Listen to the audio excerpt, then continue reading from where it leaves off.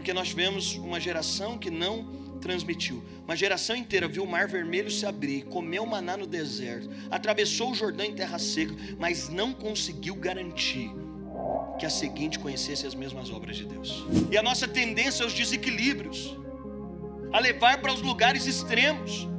Mas eu insisto com você, a nós como geração, uma geração contará a outra o valor da igreja, uma geração contará a outra a importância da igreja. Tem irmão que está pronto para sair de casa e o vizinho está lavando o quintal, ele escuta o barulho de chuva e fala, vamos voltar. Ele escuta o barulho da mangueira do vizinho e fala, acho que hoje não.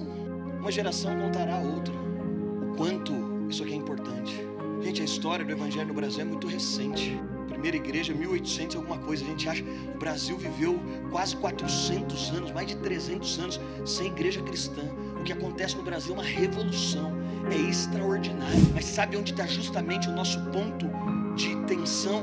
É como a próxima geração vai caminhar com isso. Um país que prospera, a gente aprende a transmitir tudo, mas a gente corre o risco de não transmitir o que é mais importante. Por que uma vez por mês nós queremos que as crianças fiquem conosco? Porque talvez elas perguntem, por que vocês estão ajoelhados? O que é isso? Por que alguém está mais alegre? Por que nós lidamos assim? Por que tratamos desse jeito? E aqui Deus está dizendo, olha, vocês vão pegar essas pedras como memoriais. Para quê? Para quando os vossos filhos perguntarem. De alguma forma, um dos objetivos de Deus era produzir na próxima geração um interesse naquilo que Deus pode fazer, dando a oportunidade aos pais de contar a história deles com Deus. Eu quero então compartilhar com você sobre uma geração contará a outra. O Salmo 145, a partir do verso 1 diz, eu te exaltarei, meu Deus e Rei, louvarei teu nome para todo sempre, todos os dias te louvarei, sim, louvarei teu nome para sempre. Grande é o Senhor, diga comigo, grande é o Senhor. Grande é o Senhor, Ele é digno de muito louvor. É impossível, diga comigo, é impossível medir sua grandeza. E aí no verso 4 ele diz que cada geração conte aos seus filhos, ou cada geração contará a outra tuas obras e proclamará o teu poder. Meditarei em teu majestoso e glorioso esplendor, em tuas maravilhas. Todos falarão de teus feitos notáveis e eu anunciarei a tua grandeza. Todos contarão a história da tua imensa bondade e cantarão de alegria sobre a tua justiça. Deixa eu orar com você. Obrigado, Senhor. Nós, como comunidade, estamos aqui permitindo que o Teu Espírito revele os nossos corações. E eu oro pedindo ao Teu Espírito nessa manhã, que o Senhor possa ressoar essas verdades, que o Senhor possa nos levar a esse caminho de arrependimento, que o Senhor abra os nossos olhos. E nós não queremos apenas mudança de atitudes, nós sabemos que a lei faz isso, traz peso para que haja mudança de atitude. Não, nós queremos uma mudança de coração. Nós queremos que o nosso coração seja transformado, que a nossa mente seja renovada pelas verdades da Tua palavra. E é isso que nós te pedimos nessa manhã, em nome de Jesus. Quem crê, diga amém.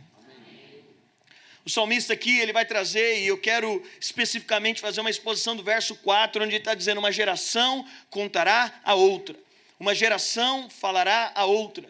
Mas antes de chegar nisso, é interessante, porque o salmista está dizendo, eu te exaltarei, meu Deus, louvarei teu nome para todo sempre. Todos os dias te louvarei. Esse é um salmo de Davi. E Davi está falando não de uma transmissão de algo que não é verdade, que não é real. Davi está falando do sentido, ele vai chegar no verso 4. Mas antes de chegar no verso 4, quando ele diz, eu vou contar a próxima geração, ele está dizendo, isso aqui é vivo para mim. Isso aqui é real para mim. Todos os dias eu vou te louvar. O meu estilo de vida vai ser um estilo de vida condizente, porque a grande questão é que todos nós estamos contando algo para a próxima geração. Todos nós estamos contando algo. Os nossos filhos estão vendo uma história por meio da nossa vida. E aqueles que dizem, pastor, ainda não tenho filho, se você tiver. Mas nós somos cercados de crianças, de uma próxima geração. E para aqueles que não terão filhos, a igreja é uma oportunidade justamente de eu poder me envolver com uma próxima geração. De eu poder de alguma forma contribuir com uma próxima geração. E todos nós estamos contando algo. Ele está dizendo, todos os dias. E aí Davi diz o seguinte, é impossível medir a sua grandeza. Fala de um cara que está num lugar de devoção, de perplexidade. Ele está dizendo, olha, esse é um estilo de vida para mim, e eu tentei medir a sua grandeza, não consegui. Nós estamos contando algo. Tem famílias que estão contando sobre uma casa de independência de Deus. Tem alguns que estão contando para a próxima geração que é o seguinte, os nossos planos são os nossos planos, a gente faz do nosso jeito.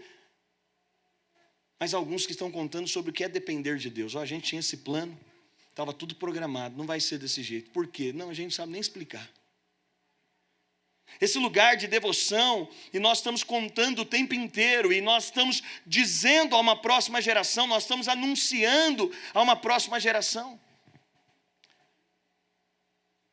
Eu, esses dias, tenho meditado muito no texto do Monte da Transfiguração, segundo o relato de Lucas, porque os 3 evangelhos trazem esse relato.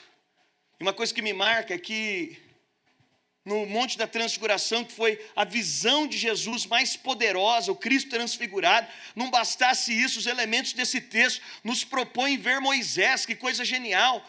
Enxergar Moisés nos propõe ver Elias, que coisa magnífica. Está ali o resumo maior dos profetas Elias, está ali o maior entre aqueles que estavam na lei, que é Moisés, o libertador, e Lucas vai narrar que, inclusive, Lucas narra que eles estão falando sobre aquilo que aconteceria. Você imagina, Moisés estava olhando, desejando isso. Moisés clamava por uma libertação completa, não só pela saída do Egito, mas pela entrada numa Canaã espiritual, que tudo aquilo era apenas uma sombra do que aconteceria. Agora ele está diante do próprio Cristo.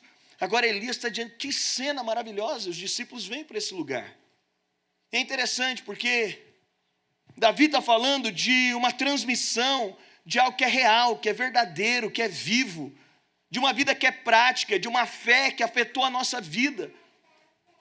É interessante porque quando eu tenho meditado nesse texto, a Bíblia vai dizer que tem 12 discípulos, mas só 3 vão experimentar essa experiência. As versões normalmente trazem Pedro, João e Tiago, né? Mas tem que ser Pedro, Tiago e João, porque a gente cantou que eles andaram no barganho, não funciona se é Pedro, Tiago e João, não é Pedro, João e Tiago. Essa ordem muda tudo. E é interessante porque a pergunta que eu me faço é, por que só subiu Pedro, Tiago e João, se eram 12 discípulos? Será que não cabia 12 discípulos em cima do monte? Será que geograficamente, será que a logística não dava para 12 subir? Por que só 3 e não 12? É claro que cabia 12. Talvez então a gente tenha uma interpretação, como talvez eu já tive, inconsciente, bater o olho no texto e pensar, tinha só 3 discípulos, porque Jesus tinha uma predileção em relação a esses 3 discípulos. Tinha 3 discípulos, porque Jesus olha para aqueles 3 discípulos, eram os caras que ele mais gostava, mas isso também é incoerente, porque estamos aqui nessa sala, e seria incoerente dizer que Jesus ama alguns em detrimento de outros, que ele tem predileção por uns em detrimento de outros, independentemente da nossa história, do nosso contexto. Você conhece a máxima que não dá para fazer nada para Deus te amar mais. Então no nosso meio, o mais santo, aquele que se considera o pior pecador, ele está amado do mesmo jeito, isso é fato. Então Jesus não leva Pedro, Tiago e João, porque Pedro, Tiago e João eram os prediletos de Jesus. Certamente Pedro, Tiago e João não eram os prediletos, mas Pedro, Tiago e João eram os que tinham mais fome. E se eu posso dizer que não há ninguém aqui que é mais amado por Deus, eu posso dizer que há alguns aqui que amam mais a Deus do que outros.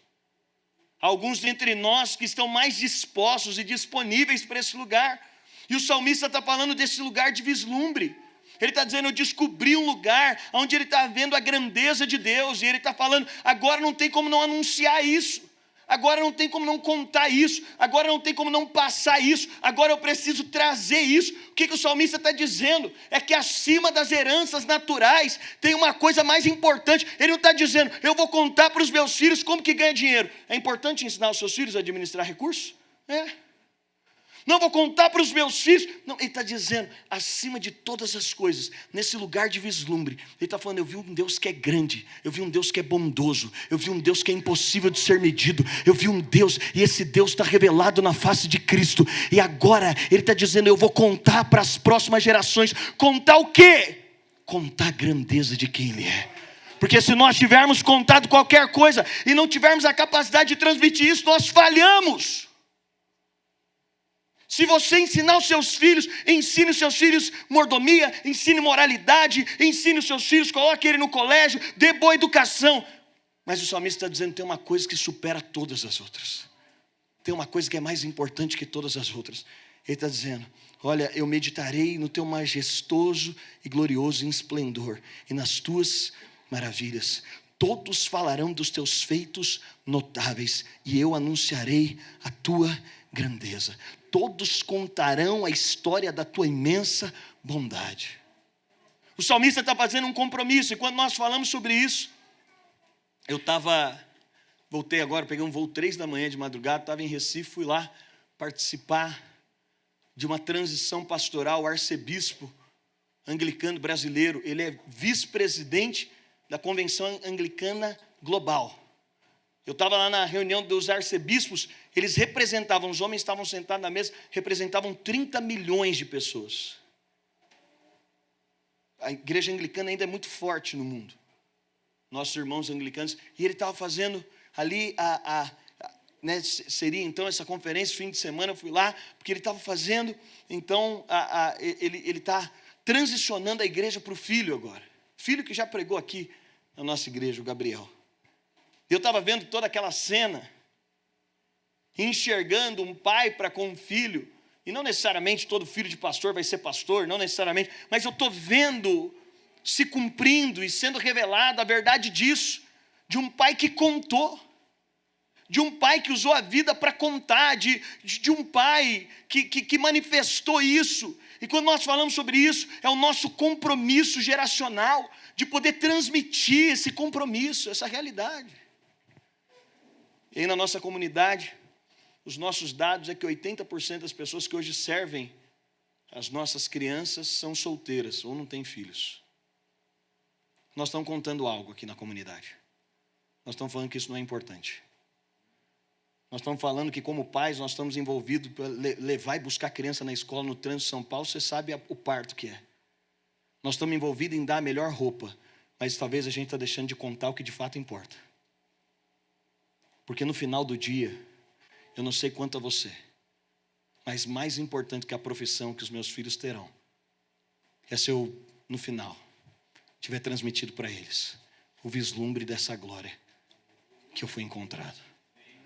Mais importante que o bairro é a casa que eles vão ter. Eu digo para você do fundo do coração e com muito temor, meus filhos ainda são pequenos, mas não interessa o bairro, eles podem, se meus filhos morarem no melhor bairro de São Paulo e Deus não for o Senhor da casa deles, eu preferiria que eles morassem no pior bairro, mas que fosse gente que amasse a Deus. E eu não sei se esse encargo te toca também. E agora ele está dizendo, nós vamos transmitir isso a uma próxima geração. E quando eu olho aqui esse texto, especificamente o verso 4, que cada geração contará a outra, a primeira coisa que eu vejo é que não basta viver a fé, é preciso narrá-la. É preciso falar, é preciso verbalizá-la. E você sabe, os judeus têm algo muito bacana na cultura judaica. E eu fiz uma pergunta. Eles, salvo engano, ganharam 13 prêmios nobres na história. O Brasil nunca ganhou nenhum. Eles são 10, hoje eles são 15 milhões de habitantes, nós somos 200 milhões. A maioria das nações nunca ganhou nenhuma. As principais startups do mundo estão em Israel. Não tem ninguém que compete com eles em tecnologia. É um país que tem 80 anos de fundação. Você chega em Israel, é chocante. O nível de tecnologia. Quase tudo que a gente usa de tecnologia vem de Tel Aviv. Você acha a Apple, Microsoft, tudo vem de Tel Aviv. Eles são o centro tecnológico do mundo. O Domo de Ferro são mais de 100 mil mísseis voltados para Israel. Os caras têm uma bateria antiaérea que eles desenvolveram. Loucura! Esses caras têm uma capacidade. Os primeiros aviões, quando Israel foi reestabelecido em 47, eles foram atacados, eles já entraram em guerra. O povo não tinha nada. Eu estava com um jornalista dizendo como que foi os primeiros aviões. Tinha um camarada que tinha participado, um judeu que tinha participado de um exército europeu que pilotava. Os caras pegaram o que eles tinham dinheiro como nação quando estabeleceu há 80 anos atrás, era comprar um avião de agrícola. Sabe como é que eles bombardearam? Eles ganharam a guerra. Você está falando de 80 anos atrás, depois você dá o Google. Os caras pegavam bombas normais e passavam com o avião agrícola e jogavam. E os caras foram desenvolvendo tecnologia, hoje você chega lá e fala que absurdo, de segurança, de um país extremamente seguro. Eu entro no avião, quando eu saio do avião, eu descubro que deixei meu iPad carregando no aeroporto de Tel Aviv. Plugado, irmão, no Brasil, você esqueceu um negócio desse? Não precisa esquecer não, basta virar as costas. Meu Deus do céu, que nos tem. Eu esqueci, no Brasil eu não esqueci, verdade. Eu esqueci, depois de um tempo eu falei, meu Deus, que... Aí eu mandei mensagem, tinha um brasileiro lá. Falei, cara, deixei assim, tá? Eu falei, estou do outro lado do aeroporto, mas vou até lá. E ele foi, muito tempo depois, estava onde? Estava lá. Toda a capacidade de segurança, e por que eu estou te dizendo isso? Porque tem algo belo na cultura judaica, e aí eu perguntei para um major lá, olha, a gente percebe que existe uma capacidade. O que existe no contexto judaico? O que vocês fazem com as crianças? Ele diz, olha, desde pequeno a gente narra para elas o tempo inteiro. A gente está narrando o que a gente crê. A gente está verbalizando o que a gente crê. E aí ele estava dizendo sobre uma mãe judia que teve um filho que era presidente, perguntaram para ela, qual que é o segredo? Ela falou, eu tenho um filho que é médico. Ela tinha um médico e um presidente. Falou, e o médico eu sempre chamei ele de doutor, desde pequeno. E esse que é presidente é o outro. Tipo assim, olha o poder de narrar, de compartilhar, de dizer, de verbalizar. O mandamento não basta viver, é preciso narrá-lo. Depois de entregar os mandamentos a Israel, Moisés não apenas desobedeçam, olha qual é a instrução, Deuteronômio capítulo 6, versos 6 e 7. Ele diz, estas palavras que hoje te ordeno, estarão no teu coração, e as intimarás, diga comigo, intimarás. Em outras versões, intimarás ensinarás com persistência.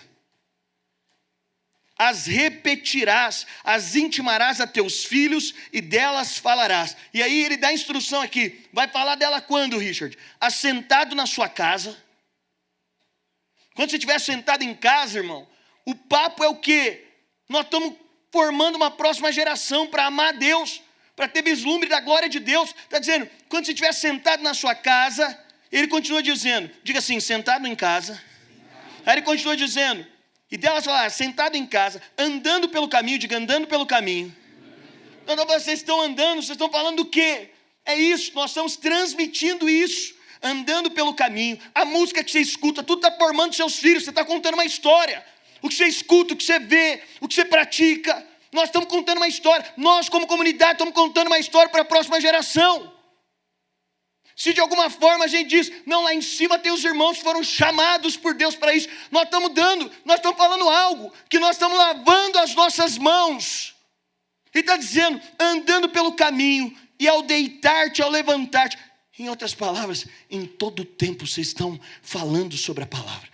Em todo tempo vocês estão transmitindo, estão verbalizando. Agora a verdade disso é que aqui ainda o judeu não tinha capacidade, mas na nova aliança, o livro de Hebreus diz, agora eu vou inculcar minha lei no seu coração e na sua mente, porque não fala simplesmente uma obrigação, fala de algo que é o centro das nossas afeições, fala de uma transmissão, que é a manifestação da nossa paixão. Nós precisamos de ter jovens apaixonados, que estão falando, nós queremos que a próxima geração, nós queremos que os mais novos não passem talvez por processos que nós passamos, nós queremos que eles tenham experiências mais profundas, nós precisamos de uma comunidade que está voltada a isso. Pastor, quem está ao seu redor, irmão? Se você tem filhos, se você tem sobrinhos, se você tem netos, pega os seus netos, traz para o culto. Os pais não vêm, mas traz eles. Pega os seus sobrinhos, pega os seus afiliados. Pega quem for, porque nós temos um compromisso com uma próxima geração, de poder em todo tempo estar colocando no coração deles, em todo tempo, estar verbalizando, em todo tempo. Tudo que nós estamos fazendo está contando algo. Tudo que estamos fazendo está transmitindo algo. Como comunidade nós estamos transmitindo algo. E eu estou dizendo aqui para você porque nós não queremos ficar fazendo apelo. E eu digo para você, você está servindo em qualquer área, outra área, deixe de servir para servir nessa. Se você precisar de escolher uma. Porque a gente sobrevive sem louvor. Mas eu não quero sobreviver vendo as nossas crianças dizendo, eu cresci lá, subia naquela escada, mas não tive uma experiência profunda com Deus. Todas as outras áreas da igreja é mais fácil gente para servir. E eu fico pensando, porque o que aparece, de alguma forma, é lembrado. Quando a gente vai fazer a audição do louvor, até quem não canta vem. Que é uma coisa difícil para mim entender. Brincadeiras à parte. E eu não estou dizendo que isso não seja importante, não estou dizendo que a nossa recepção não seja importante, mas a gente sobrevive sem recepção. Você é adulto, você entra aqui. Se não tiver ninguém, você para na porta e cumprimenta quem está chegando. Ajuda. É muito legal a gente fazer escola de ensino para os mais velhos, mas um monte de gente aqui vai entrar 1% na cabeça de tudo que vai ouvir. Porque já foi inculcado algo. Já foi construído algo. Enquanto a argila, as mentiras do diabo já chegaram antes. Aí a gente tem que fazer, vamos ser sinceros, é ou não é grande parte das nossas histórias? Tem que desconstruir. A gente deveria ter uma responsabilidade de dizer, na minha cabeça teve que desconstruir, mas nós vamos trabalhar para que uma geração não precise passar por isso, para que seja construída a verdade daquilo que Deus diz que ela é. É esse compromisso de agora, tudo que eu estou fazendo é pedagógico. Como estamos vivendo é pedagógico, gente. Os nossos filhos serão o resultado do que vê acontecendo todo dia dentro de casa. De como falamos, de como nos portamos. As mães aqui, a noção de autoridade e sacerdócio vem como você trata o seu marido. Pastor, você não sabe como é meu marido. Não, mas não é sobre isso. É sobre construir um ambiente onde os nossos filhos estão vendo uma história sendo contada. Lá em casa a gente tem uma cultura desde sempre, você sabe, uma máxima do tempo de hoje é, não deixe seus filhos dormirem na casa de qualquer pessoa. Não deixe seus filhos participarem, inclusive está sendo difundido profundamente. E aqui os que são pastores, os que já atenderam em consultórios pastorais, os psicólogos aqui, os psiquiatras sabem que a gente vê as pessoas e não tem ideia do mundo que as pessoas às vezes carregam. Que um abusador não tem aquela cara que a gente acha que tem. E por isso a gente entende que esse cuidado... Mas é interessante que outro dia a Chloe foi dormir na casa de uma amiga e a gente teve sempre essa cultura dentro de casa. Mas eu falei para ela, Chloe, o não você já tem meu, porque eu cresci assim. Mas eu vou orar. Porque eu também queria que, pedagogicamente, ela percebesse que as nossas atitudes dentro de casa também todas estão submetidas ao Espírito. Eu vou orar sobre isso, eu vou meditar sobre isso, eu vou submeter isso em oração. O que eu estava dizendo para ela, em outras palavras, quando digo vou orar, eu estou falando, eu vou colocar essa situação, porque aqui dentro de casa, a gente submete todas as coisas, a sensibilidade, a percepção do Espírito. E foi interessante, porque eu estava inclinado naturalmente a não permitir, mas estava em oração. Aí eu e a Bruna fomos almoçar no shopping, e daqui a pouco, a mãe dessa amiga aparece. Do nada. E eu estava em oração por isso, sincero. Aí a mãe dessa amiga falou, eu quero falar para vocês como tem sido boa a amizade da Chloe para minha filha. E começou a testemunhar. E vai ter o aniversário dela. A gente está sabendo. Aí ela perguntou, ela vai? Aí a Bruna olhou, você sabe quando sua mulher te olha jogando a bola, né? Olhou para mim... Olhou para a mãe dela, segura aí. Aí eu falei, bom, é muitas coincidências essa mãe aparecer agora, dar esse testemunho. Falei, vai, a mala está até pronta lá em casa. Mas com isso eu estou te dizendo que a gente está ensinando algo. A gente está mostrando algo o tempo inteiro aos nossos filhos, a nossa sensibilidade, o nosso amor a Deus, o nosso respeito, mas nós como comunidade também. Nós podemos ser uma comunidade que não está contando, e eu disse para você que precisava de te confessar. Nós não temos sido uma comunidade que trata as nossas crianças ou a próxima geração como deveria tratar. Mas uma segunda realidade é que aqui a gente percebe que há um aviso quando essa transmissão falha, quando essa transmissão não acontece. No livro de Juízes, no capítulo 2, no verso 10, diz, e também... toda aquela geração foi congregada com seus pais, e outra geração após ele se levantou, que não conhecia o Senhor, nem tampouco a obra que tinha feito a Israel. Olha a denúncia, se você for ver o livro de Juízes, é um caos na nação. É um caos seguido, e por quê? Porque ele está dizendo, uma geração não conseguiu transmitir a outra geração, e essa outra geração não conheceu o Senhor. não teve uma experiência genuína com o Senhor. E porque não teve uma experiência genuína com o Senhor, a gente tem um ciclo de destruição. Porque nós tivemos uma geração que não transmitiu. Uma geração inteira viu o Mar Vermelho se abrir, comeu maná no deserto, atravessou o Jordão em terra seca, mas não conseguiu garantir que a seguinte conhecesse as mesmas obras de Deus. A gente estava falando aqui na quarta-feira sobre a teologia do ordinário, que se tornou muito comum a todos nós. A nossa geração, e ela é muito real, que tudo é para a glória de Deus, que a sua família é para a glória de Deus, que a sua casa é para a glória de Deus, mas como sempre nós tendemos aos desequilíbrios. E o problema não é entender isso, porque isso é um fato. O problema é que parte das famílias agora estão dizendo o seguinte: eles colocaram isso num lugar onde eu não preciso mais frequentar, porque afinal, cuidar da minha família já é para a glória de Deus, para que eu preciso ir no culto? Não, meu trabalho, pastor, já é. Qual que é a diferença de eu viver vida em comunidade e estar no meu trabalho na segunda-feira, se tudo é para a glória de Deus? E a nossa tendência aos desequilíbrios, a levar para os lugares extremos. Mas eu insisto com você, a nós como geração, uma geração contará a outra o valor da igreja. Uma geração contará a outra a importância da igreja. Uma geração contará a outra. Tem irmão que está pronto para sair de casa e o vizinho está lavando o quintal. Ele escuta o barulho de chuva e fala: vamos voltar. Ele escuta o barulho da mangueira do vizinho e fala: acho que hoje não. Uma geração contará a outra. O quanto isso aqui é importante. Gente, a história do evangelho no Brasil é muito recente.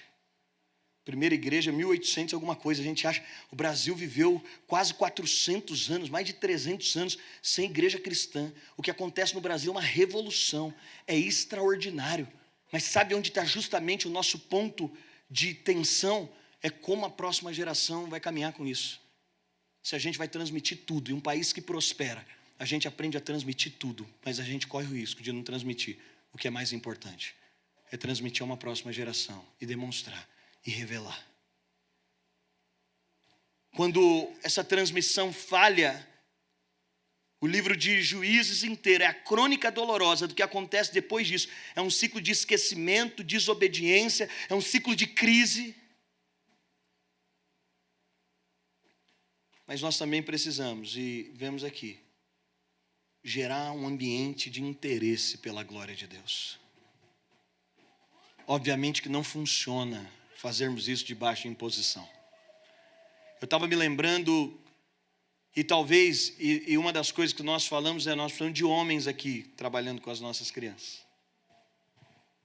Porque a maioria dos lugares, essa educação chega na escola é mulher. E nada contra, glória a Deus pelas mulheres. Mas chega no colégio, a figura é mulher. E para muitas crianças, inclusive, que frequentam a igreja, a figura é a mãe. Muitas irmãs têm que viver com essa realidade de serem mães solo. E que vão encontrar aqui na igreja um lugar de identificação. Vão encontrar aqui na igreja uma voz, e nós nos reunimos como presbitério para nos arrepender e dizer: nós precisamos estar lá. Nós precisamos ter homens que estão lá também no compromisso de entender que o sacerdócio, irmão, para tudo, Eva vem depois de Adão. Isso significa que a mulher não tem a responsabilidade. O homem é responsável de todas as coisas e a mulher é ajudadora, até de arrumar a casa. Quem arrumava a casa? Olha aí.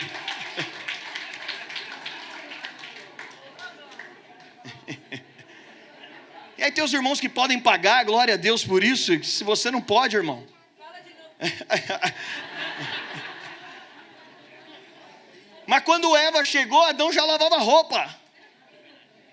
Não, ele andava sem roupa, mas fazia todas as... Cuidava do jardim. Essa responsabilidade não pode ser terceirizada, é nossa. Isso não quer dizer que não tenha funções divididas dentro do lar, cada família funciona de uma maneira, mas o fato é que nós temos uma responsabilidade, e o fato é que agora nós precisamos de promover um ambiente de interesse. Olha que interessante, em Josué capítulo 4, Deus diz o seguinte: Deus pediu na travessia do Jordão, e o pedido de Deus na travessia do Jordão é: olha, vocês vão pegar pedras como memorial, vocês vão pegar essas pedras, e aí Olha o que Deus diz no verso 6, para que isso seja por sinal entre vós, e quando amanhã vossos filhos perguntarem, quando vossos filhos fizeram o quê? Perguntarem, dizendo, o que significa essas pedras? Então lhes direis. Sabe o que a Bíblia está dizendo? É que toda casa, todo lugar precisa ter memoriais, que provoquem interesse. A gente devia chorar na hora de comer algum dia. E seu filho fala, pai, por que você está chorando? Eu vou te explicar por que eu estou chorando. Por que uma vez por mês nós queremos que as crianças fiquem conosco? Porque talvez elas perguntem, por que vocês estão ajoelhados? O que é isso? Por que alguém está mais alegre? Por que nós lidamos assim? Por que tratamos desse jeito? E aqui Deus está dizendo, olha, vocês vão pegar essas pedras como memoriais. Para quê? Para quando os vossos filhos perguntarem, de alguma forma, um dos objetivos de Deus era produzir na próxima geração um interesse naquilo que Deus pode fazer, dando a oportunidade aos pais de contar a história deles com Deus. Nós precisamos de contar aos nossos filhos a nossa história com Deus. Contar aos nossos filhos os nossos desafios com Deus. Nós vamos fazer, e já está aqui, vai inaugurar em setembro, nós vamos fazer o catecismo dos adolescentes, de 10 a 15 anos. Estou anunciando, depois o pessoal me ajuda a pegar. Catecismo Nova Cidade, que é um catecismo mesmo. E nós vamos fazer aos domingos para poder facilitar para as famílias. E eu quero que esteja lá os nossos principais mestres, viu, Nath? Aqueles assim, para poder gerar esse interesse, esse coração, esse desejo. Ele está dizendo, eles vão olhar isso e parece que Deus propositalmente está permitindo que esses marcos fiquem com vistas ao quê? A ser transmitido. Eu te disse do pastor aqui no início que o filho dele disse para ele então que era ateu, que não queria mais. Eu falei, pastor, e o fim da história? Ele falou, Dênio, tentei lidar com meu filho. Eu falei, uma coisa é fato, você mora aqui dentro de casa, para a igreja você não tem opção de não ir. Enquanto você comer aqui, enquanto você morar aqui, eu vou te levar. Mas ele falou, a chave, o toque veio quando o irmão mais velho dele, vendo a situação, ele tinha um irmão mais velho, pouquinho mais velho, que já tinha sido tocado por Jesus. Foi o irmão mais velho que falou para ele, vamos bater um papo.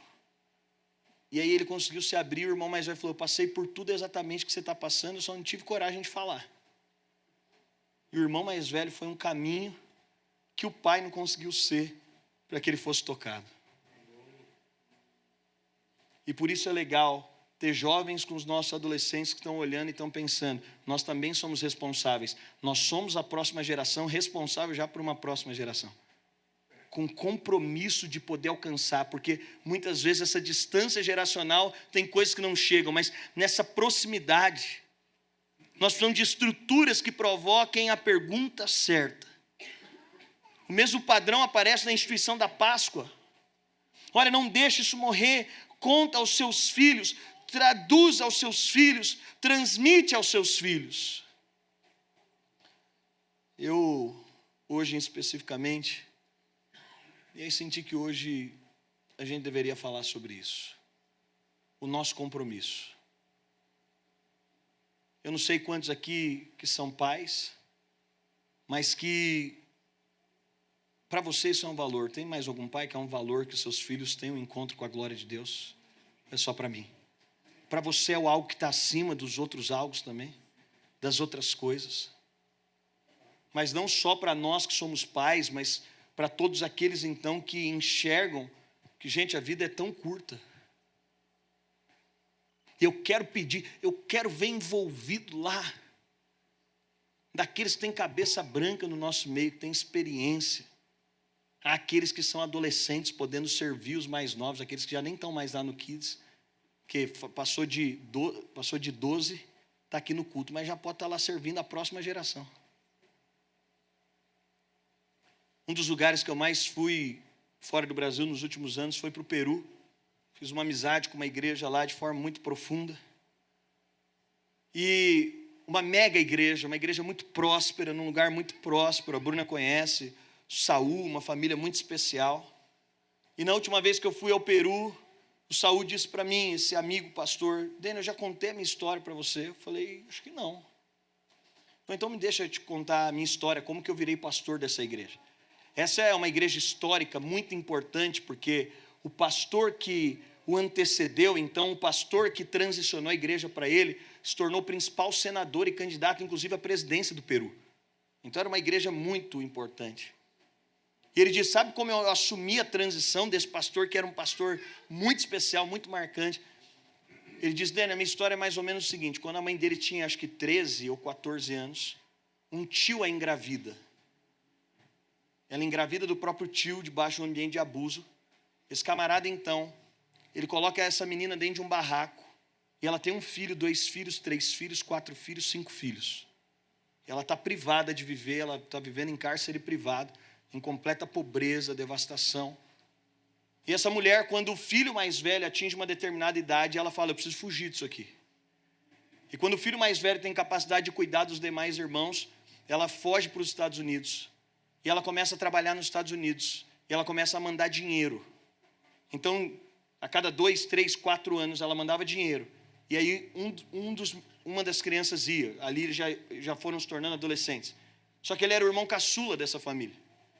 E por fim, tinha ficado um irmão mais velho, cuidando, uma irmã mais velha e ele. E diz, Daniel, e a gente vivia nesse contexto. E a pessoa assim que ainda olhava para a gente, uma vizinha que ainda olhava para a gente, é quem entrou naquele papel. E disse, um dia, essa vizinha levou a gente para o culto. E por que aqui, gente, a gente precisa ter um lugar? Porque só o evangelho pode promover coisas como essa. Ele falou, cheguei lá no culto, participei do culto. Mas sem que ele vê, tinha alguém que estava notando ele. E alguém viu e falou, essa criança não é normal, essa criança deve estar com algum problema. Pelas roupas que ele vestia, pelo contexto que ele tinha. E esse pastor, então, foi atrás de descobrir a história dele. Descobriu onde ele morava. No domingo seguinte, ele não foi para o culto, porque não era hábito, inclusive, daquela vizinha. No domingo seguinte, aquele pastor viu que ele não foi para o culto, no final do culto foi lá na casa dele. Quando chegou lá, ele falou que ele morava numa encosta, em frente a um rio. E disse que aquele pastor começou a gritar o nome dele, e a irmã dele saiu na janela. Ele falou, estou atrás do Saul. E a irmã dele falou, o Saul não está, o Saul foi jogar futebol. Ele falou, mas eu estou passando aqui, diga ao Saul que eu vim aqui e que hoje eu senti falta dele. Ele falou, quando voltou para casa, a irmã dele falou, vê um cara doido aí gritar. Falou que era da igreja. E ele disse, o que ele falou? Ele falou que sentiu falta de você. Ele falou, nunca tinha recebido nenhuma manifestação de afeto até aquele dia. A palavra mais afetuosa que eu tinha recebido até aquele dia, a palavra mais afetuosa que eu recebi foi naquele dia alguém dizendo, senti falta de você, Saul. Esse pastor começou a levar esse menino para o culto.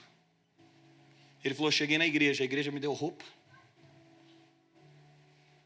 Ele falou, no final do culto, eu não tinha o que comer. Cada semana um irmão me levava para casa. Uma das famílias que resolveu me abraçar tinha uma filha mais ou menos da minha idade. Eu fui entrando na adolescência. E meu sogro resolve me adotar para dizer, eu acredito em você. O fato é o seguinte, mais tarde, é esse jovenzinho que cresceu lá, que recebeu a oportunidade de estudar, de ter emprego, de comer, ele se torna o pastor da igreja, que um dia o acolheu. Um órfão de pai e mãe, foi acolhido por esse lugar. Gente, a gente vai poder fazer pouca coisa por gente mais velha. Eu não quero ir muito longe com você. Esther teve aqui umas 2 semanas atrás, a minha irmã. Você sabe que ela tem 2 filhas adotivas. Mas de onde veio isso? Servindo criança. No final de uma das reuniões de crianças, de um encontro, a Esther percebeu que tem alguma coisa estranha com a Ana. Essa criança está em algum sofrimento. Porque, salvo engano, ela não queria ir embora. Ela estava ali, a Esther percebeu, essa criança não quer ir embora. A Esther falou, vou levar ela na casa dela. Chegou lá na casa dela, descobriu, a mãe era usuária de droga, vivia na rua. A avó tentava cuidar. Sabe de onde vieram essas 2 crianças? Não é de uma heroína. É uma heroína. Mas é muito mais simples. É alguém dizendo, eu só quero contar para a próxima geração. Eu só quero dizer à próxima geração. Eu só quero proclamar a próxima geração. Está lá a Esther agora. Não só a Duda e a Ana, as 5 crianças foram adotadas. por pessoas da nossa comunidade, do nosso convívio, por alguém que está dizendo, eu só quero contar a próxima geração. Talvez você não vai ter oportunidade de ganhar os seus irmãos, mas você pode ganhar seus sobrinhos para Jesus. Talvez você não vai ter oportunidade, eu não sei, mas se você pegar um sobrinho agora e falar, todo domingo eu vou quebrar minha rotina, eu vou passar lá na casa dele, eu vou buscar ele, vai me custar tempo. E de verdade, hoje em dia, do jeito que o mundo está, as pessoas gostam que você leve o filho dela para a igreja. Pode levar, leva. A taxa de conversão a partir dos 14 anos, acho que ela é menos de 10%, se não me engano. Ela cai muito. A conversão é nessa primeira infância. A gente pode fazer alguma coisa. Eu fui,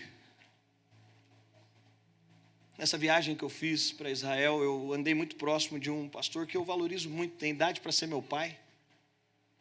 E nos últimos tempos eu abri um bloco de notas aqui no celular, o que eu posso fazer pela Chloe que está maior, que eu tenho poucos anos com ela em casa, o que eu posso fazer de alguma forma para poder transmitir o amor de Deus, o que eu posso fazer, e quem é pai aqui sabe, tem hora que te bate um desespero, tem hora que você fala, meu Deus do céu, eu quero que meus filhos amem Jesus, eu quero que eles sejam apaixonados por Jesus, eu quero ver eles derretendo na presença, eu quero ver eles tendo experiências, e a idade vai passando, e eu fui anotando um monte de coisa, e o pastor Carlito me deu um monte de dica, esses dias eu liguei para meu pai, ele me deu um monte de dica, e eu estava ontem na mesa de pastores, me deram um monte de dica, e ontem quando eu recebi um monte de dica, e fui anotei, tenho aqui esse bloco de notas. Eu não sei se tem mais algum pai que tem essa mesma inquietação que eu. Mas aí Deus falou, Dênio, você quer mesmo que a sua filha tenha uma experiência profunda, que ela se mova nesse lugar? Quero. Todas essas dicas são valiosas. Mas Deus falou, vou te dar uma. Sirva os filhos dos outros. Você quer que a sua filha tenha uma experiência? Ao invés de ficar mirando só nela, trabalhe para que os filhos dos outros tenham uma experiência.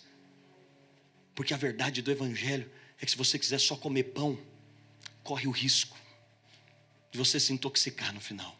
A verdade do evangelho é, você quer que seus filhos sejam marcados? Que tal marcar o filho dos outros? Que tal ser um canal para que o filho de alguém seja alcançado pela graça de Deus? Que tal? Que tal abrir? A Aline, minha irmã, não tem tia que supera, viu, Janete? Não tem nem perto. Se bem que a Janete sempre foi, né, Zé? Janete também é um padrão de tia, é no seu nível, Janete. Mas a Aline é brincadeira, né, Maria? Mas aí foi muito legal, porque a Aline falou, vou abrir a minha casa. E eu falei pro Richard, gente, não tem nem muito onde encaixar isso aqui. A gente só está falando de alguém que está com o desejo de falar, a gente não pode perder tempo. A Aline abriu a casa dela para poder reunir as meninas. E aí no dia dos namorados foi o clímax assim. Elas já estão tudo na idade que estão vendo isso, né? Todo mundo perdendo bebê na escola.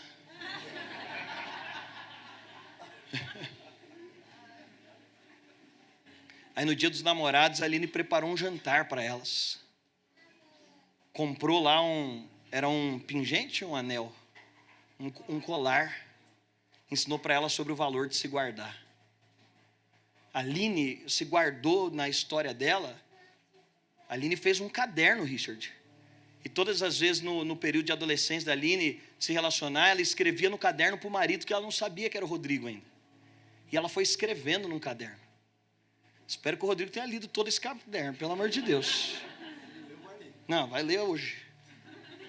E a Aline foi escrevendo nesse caderno e estava ali transmitindo, contando para outra geração. Uma geração contará a outra.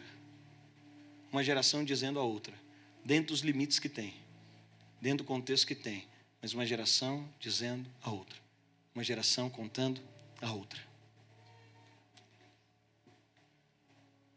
Eu não sei se isso pega para você. Mas acabamos de receber um grupo de missionários de volta da Inglaterra, e uma das perguntas que fizeram a esses missionários é, por que o avivamento cessou na Inglaterra?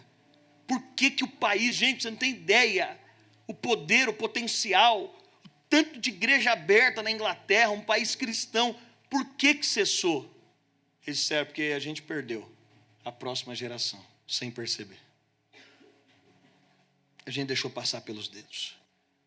Gente, a gente não quer que isso aqui seja um compromisso de algumas mulheres da igreja. Nem que seja um ambiente que é feito porque alguém está forçando. A gente quer que seja um compromisso nosso. Lá em casa, sentado, andando pelo caminho. Mas também aqui. Dizendo, para nós isso aqui é um valor. Pastor, o que eu vou fazer? Não sei. Você vê o lanche que as mulheres fazem aí em cima? A gente estava gastando tempo fazendo lanche. Você sabe fazer lanche? Misto quente, sabe? Pegar, abrir um pão, colocar. Louvor agora, antes era as irmãs mesmo fazendo louvor. Agora o pessoal do louvor vai passar a servir lá todo domingo. Porque a gente tem um louvor melhor para as crianças. Mas o nosso compromisso. Ainda não acabou as nossas obras lá em cima não. Isso aqui vai ficar o lugar mais bonito da igreja. Tem que ficar. Mas eu quero terminar orando com você. A gente tem um compromisso geracional. E para ser mais representativo e orar, eu queria aproveitar a geração Z que está aqui. Quem nasceu a partir de 97? Vou pedir para você ficar em pé. Quem nasceu a partir de 97? Pensa, gente. Olha que fofura. Não, Bruna. Não é quem tem vontade. Mas 97 é certinho a geração Z, de 97 a 2012. Olha. Muito fofo quem nasceu ano 2000. Não é? Mas nós temos um compromisso, de forma representativa, eu queria que a gente terminasse essa reunião orando. Nós, como igreja, fazendo esse compromisso com uma próxima geração. De pedir ao Senhor que produza amor no nosso coração, que produza compromisso no nosso coração, que gere encargo no nosso coração. E com um desafio. A gente vai mandar o Forms para servir no Kids, tem alguns padrões, tem que estar 3 meses pelo menos dentro de um GC, 6 meses dentro da nossa comunidade local e já ter feito origem. Não pode ter antecedente criminal. É a única área da igreja que a gente pede que, se você tem antecedente criminal, tem outras áreas para servir nessa, por uma questão mesmo de... É uma lei, na verdade, isso, né, que nos resguarda nesse aspecto. Mas com compromisso também que, se você serve esses requisitos, hein, Vini? Vamos lá para o Kids, ó. Richard, Tiago, está todo mundo intimado para poder olhar para isso e sair daqui com experiências marcantes. Vendo, e aí Deus vai fazer nas nossas casas também, à medida que a gente serve. Amém? Queria que você orasse. Você pode sair do seu lugar, quem está sentado aí, orar por alguém agora de forma representativa. Vamos orar por esses que são mais novos, representando uma próxima geração. Aproveita para orar aí por alguém. Não deixa ninguém sem receber oração não, que está em pé, que aí é da geração Z, que nasceu depois de 97. Senhor, nós queremos fazer um compromisso como comunidade. Nós queremos nos comprometer a contar a próxima geração, a anunciar a próxima geração, a proclamar a próxima geração. Nós queremos, Senhor, fazer um compromisso de, Senhor, dizer à próxima geração. Eu oro pedindo ao Senhor, leva-nos como comunidade para esse lugar, Senhor, que a próxima geração seja marcada pela geração mais velha, que os mais velhos da nossa comunidade cresçam nesse compromisso, Senhor, de amar, de impulsionar, de acreditar, de potencializar, de investir o coração, os recursos, Senhor. Não nos permita ganhar o mundo inteiro como igreja. Eu te peço, Senhor, não nos permita fazer obras missionárias como estamos fazendo no sertão da Bahia, na Europa, fazer obras missionárias em tantos lugares e perder os nossos filhos. Nós oramos pedindo isso ao Senhor, Pai. O que podemos fazer é servir ao Teu reino, para que o Senhor também sirva as nossas casas, também sirva os nossos filhos.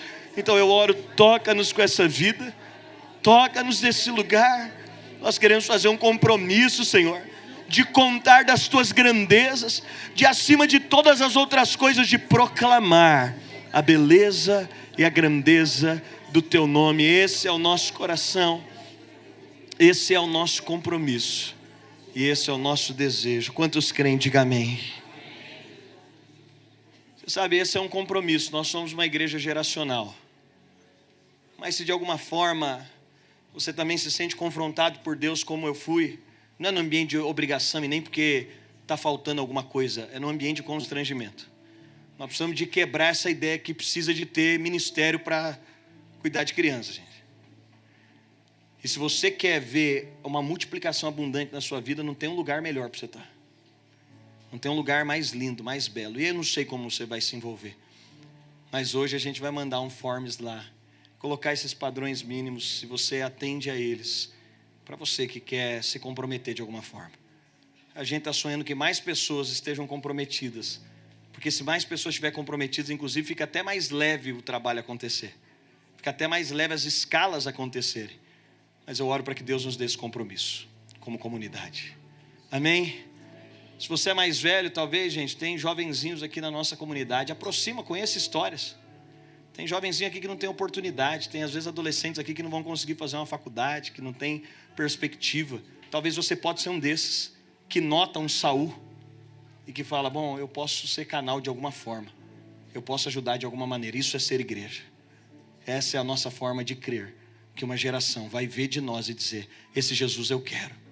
Esse Cristo eu tenho vontade de ter Ele. A gente quer que aqueles que têm interesse maior pela palavra esteja lá no nosso Kids. Para as nossas crianças olharem isso e falarem, uau, tem como ser tão apaixonado assim. E glória a Deus por aqueles que já estão servindo. Glória a Deus por aqueles que já estão gastando a sua vida, os seus dias, também podendo fazer isso. E que Deus nos dê graça lá nas nossas casas, lá nas nossas famílias, que Deus nos dê graça. Nossos sobrinhos vão tudo para o céu. Os seus netos vão tudo para o céu. Aqueles que são afilhados, aqueles que criaram proximidade, vão tudo para o céu. Vão tudo para o céu com a gente. Amém? Coloque a sua mão na posição de receber. Que a graça de Jesus, que o amor de Deus Pai e que a comunhão do Espírito Santo esteja com você hoje, amanhã e sempre. Amém?